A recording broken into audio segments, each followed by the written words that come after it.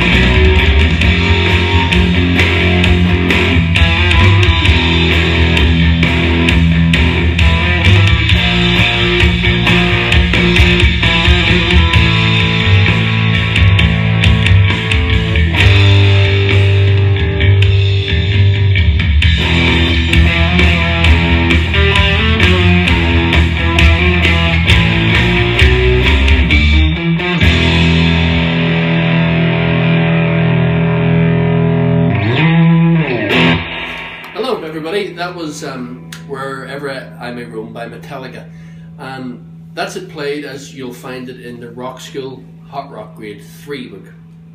If you're going to do the Rockschool grades, and I recommend you do, and you're doing Grade 3, I would definitely recommend this tune. It's great fun, like all Metallica tunes, it's great fun to play. So hopefully that little performance helped with your studying of this piece, and I'm going to give you a very quick little lesson on it now.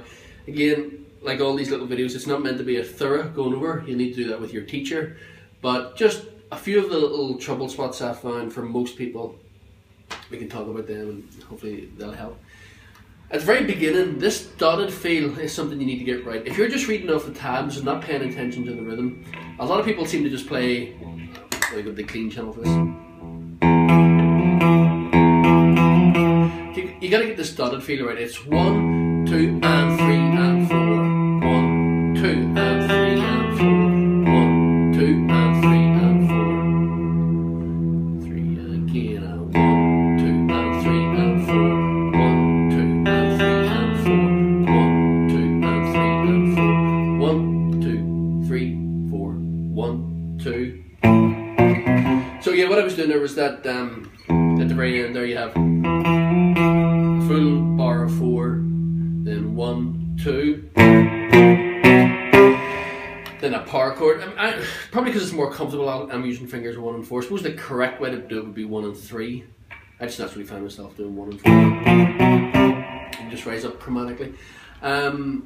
You'll then hear that sort of lift in tempo and everything gets a bit rockier. Now, earlier I was talking about how you have the dotted E at the beginning. 2 and 3 and 4. And you must count that beat 2. 1, 2 and 3 and 4. Well, that beat 2, you now do actually play on it. It's a palm muted E note. What we now have is 1, 2 and 3 and 4. Now usually we have a double stop here, so it's 1, 2, da, da, da, da, da. That palm muted effect creates more of a percussive effect. That open E can become a bit overbearing, but so we don't want that. We want to have the first note, a long note, then the second beat, and it's as much about the percussive effect of that note as it is anything else. So 2 and 3 and 4, and you still bounce off beat 2 with that little run after that. Then 1, 2 and 3 and 4. Yeah, I play that 1 and 2. I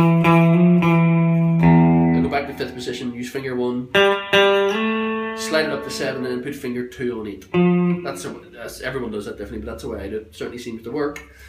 Now, another little passage causes people some difficulty is the little chromatic run. There's a few options there. I prefer that. I think that works best. 1, 2, 3, 4. And then in this case 3, 4, 3. But I know a lot of people, you know, especially younger guitarists who maybe haven't been playing that long, you might find it more comfortable to do 1, 2, 1, 2, 1, 2,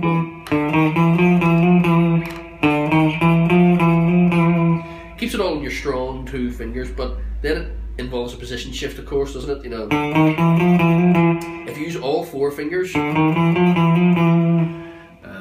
it doesn't require that position shift. But you know, people are, especially in the early stages of their development, they're less dexterous in fingers 3 and 4. Maybe this is a good opportunity to practice those 2 fingers, of course. Yeah. So then okay, a lot of repeats. Then at the bottom of the page where you have the F chord and the E minor, that pan mute again is really important. You need to have, you see how the last note of the chord is played normally? You might want to hit that quite heavy then. Then the E minor, same again, only there's 4 notes you pluck. That 4th note, you let ring and back to the F. The next little phrase is really just a counting exercise, quite a straightforward counting exercise at that, but that's the sort of thing you can go over with your teacher. I'll do it very quickly. It's 1, 2, 3, 4, 1, 2, 3, 4, 1, 2, 3, 4, 1, 2, 3, 4, 1, 2, 3, 4, and 1, 2, 3, 4, and 1, 2, 3, 4, and 1, 2, 3, 4. Then you're into these. Nice steady crotchets again. Then you have, if you're looking at the book, you're aware of what I'm talking about here. You then have 2 bars of E minor, which are notated. Then you have, 6 bars which are left blank, and you're told simply which chord to play, and it should carry on in that sort of same vein. What I do is, let me show you actually, I'll show you what I do in just a second. In the early stages, this is what I would do to show people. Just play like the power chord B flat. If you've done grade 2, you should know what this power chord looks like. 6 on the bottom string, then 8, then 8. And pluck. To steady crotchet string 6, 5, 4, 5 again. Then we need a G minor chord. Sorry, that's a B flat power chord. Then we need a G minor chord. You can move to 3, 5, 5. Back to B flat. So maybe in the early stages, or when you're just first tackling this piece, that'll work. But this power chord, this B flat 5 chord, doesn't have a third. It doesn't have a major nor a minor third in it.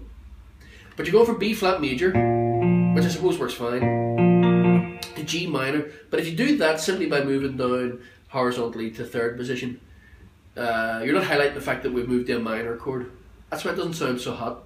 What I actually do is this. I play B flat. I'm really thinking this full B flat chord. But I play it like that, so it looks like I'm playing B flat 7th, but I'm not, because the strings I'm plucking are 5, 4, 1, 2, 5, 4, 1, 2. I'm not plucking that 3rd string that has the 7th in it, so it's not B flat 7, even though as a guitarist you might look at it. I think that's what I'm doing. I'm still thinking just B flat major. Strings 5, 4, 1, 2.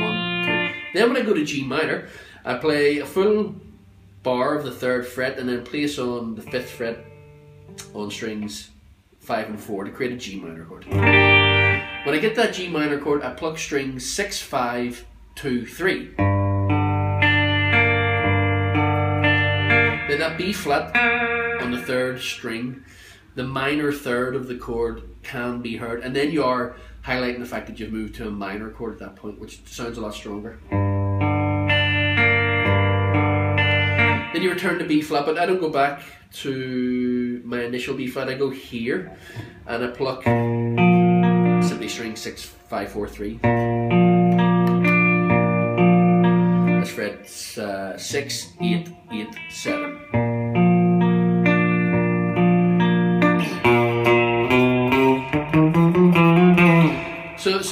familiar material comes back. Then there's a repeat rhythmically. The same musical idea is repeated. The chord changes, but rhythmically these three little phrases are identical. You start by moving to an F chord for the first time at this point, anyway.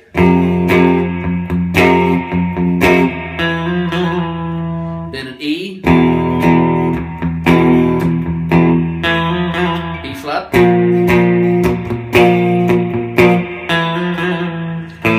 So let me just talk quickly about those three. As you probably just heard, they're rhythmically identical, and they're to be executed the same way with two power chords, then palm muted, root note, and then the chord again. So 1, 2, 3, and 4. 1 and 2. Then this ornament.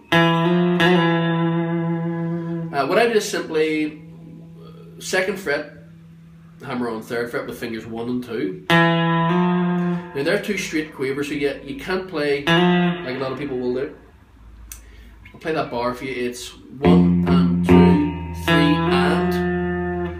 You know, again, people will be inclined to go whenever they have a hammer on, they'll do it like that. But be careful you keep your rhythm nice and tight there. 1 and 2, 3 and.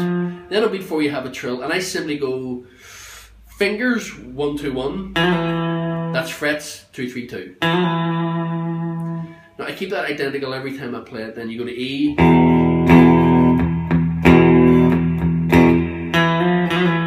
Rhythmically identical, but just that E chord has changed. The B flat, I think with my performance I played the B flat there. I find it more comfortable. Frets 1 and 3.